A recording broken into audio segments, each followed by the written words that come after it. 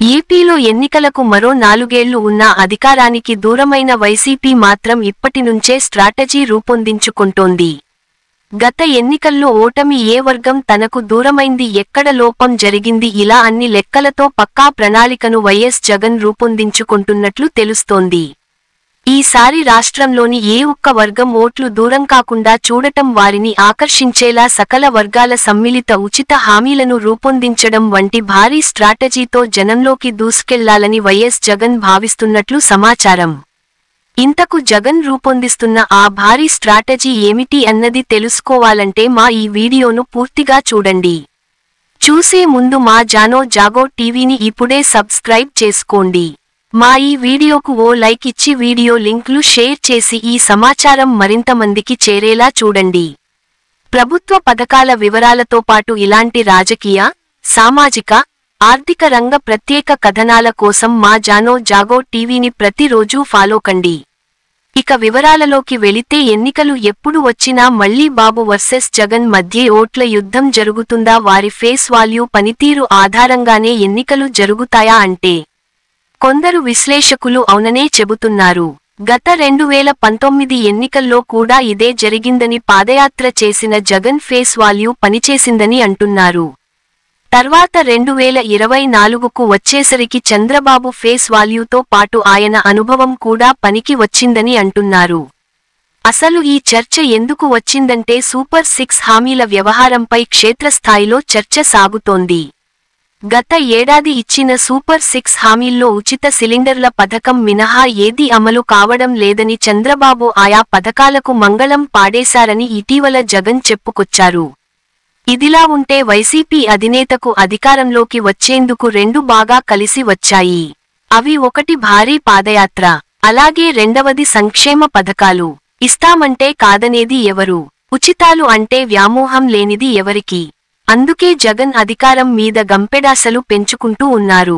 2024 నాది కాకపోవచ్చు, కానీ 2029 మాత్రం నాదేనని ఆయన గట్టిగా చెబుతున్నది కూడా అందుకే. ఈసారి ఎన్నికలకు సరిగ్గా 2 ఏళ్ల ముందే జగన్ పాదయాత్రకు సిద్ధపడుతున్న సంగతి విదితమే. అయితే ఈ పాదయాత్రలో జగన్ అన్ని వర్గాలతో మరోమారు మమేకం కావాలని చూస్తున్నారుట. జనం వద్దకు వెళ్లేందుకు, వారితో కలసిపోయేందుకు పాదయాత్రకు మించిన ఆయుధం లేదని జగన్ అనుకుంటున్నారు. సరే, పాదయాత్ర చేస్తారు, మరి జగన్ ఇచ్చే హామీల సంగతి ఏమిటి అంటే అవి 2019 కంటే రెట్టింపు అంటున్నారు. పైగా ఆనాడు ఆయన విస్మరించిన కొన్ని వర్గాలను ఈసారి ఖచ్చితంగా టచ్ చేస్తారట. మరీ ముఖ్యంగా మధ్యతరగతి వర్గాల వారిని బుట్టలో వేసుకునేందుకు ఆయన ఆకర్షణీయమైన హామీలను కూడా ఆలోచిస్తున్నారట. కేవలం పేద వర్గాలే అంటే వారికి ఉచితాలు అంటే పన్నులు కట్టే వారు మధ్యతరగతి దూరం అవుతున్నారు అని గ్రహించిన జగన్ ఈసారి ఆ ఛాన్స్ వారికి ఇవ్వదలుచుకోలేదు అంటున్నారు.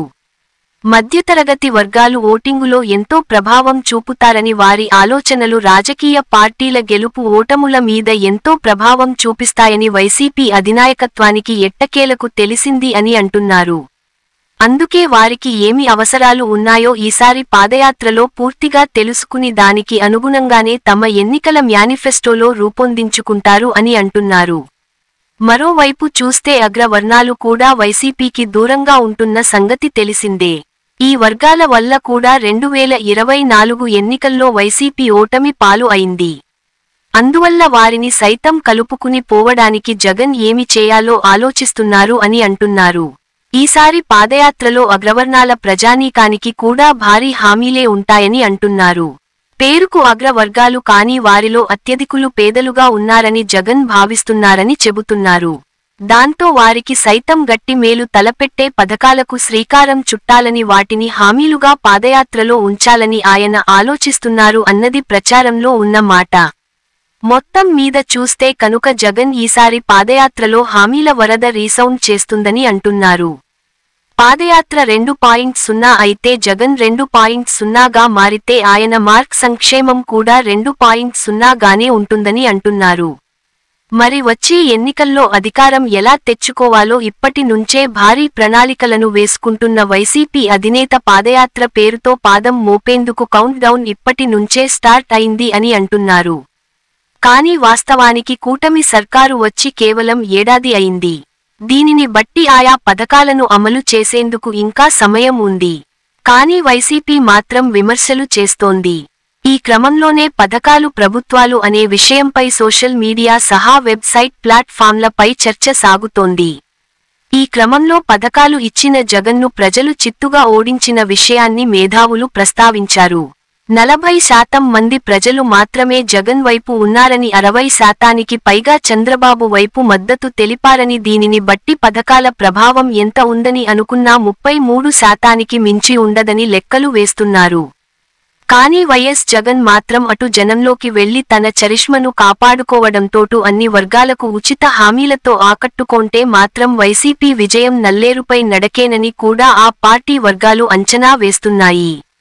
ఉచిత హామీలు ఖచ్చితంగా ఓట్లు కురిపిస్తాయని వైసీపీ భావిస్తోంది. ఎందుకంటే ఉమ్మడి తెలుగు రాష్ట్రాలలో ఏ పార్టీ అధికారంలోకి వచ్చిన ఉచిత హామీలే ఎక్కువ ప్రభావం చూపాయన్నది కూడా రాజకీయ వర్గాల్లో చర్చ ఉంది. వాటికి అనుగుణంగానే ఎన్నికల ఫలితాలు ఉన్నాయి.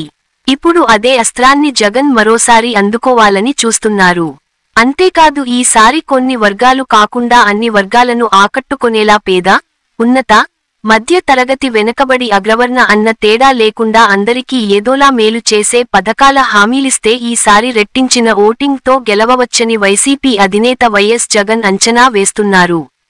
మరి ఇంతటి విలువైన సమాచారం అందించిన మా జాగో టీవీని ఇప్పుడే సబ్స్క్రైబ్ చేసుకోండి. మా వీడియోకు ఓ లైక్ ఇచ్చి వీడియో లింక్లు ఇతరులకు షేర్ చేయండి.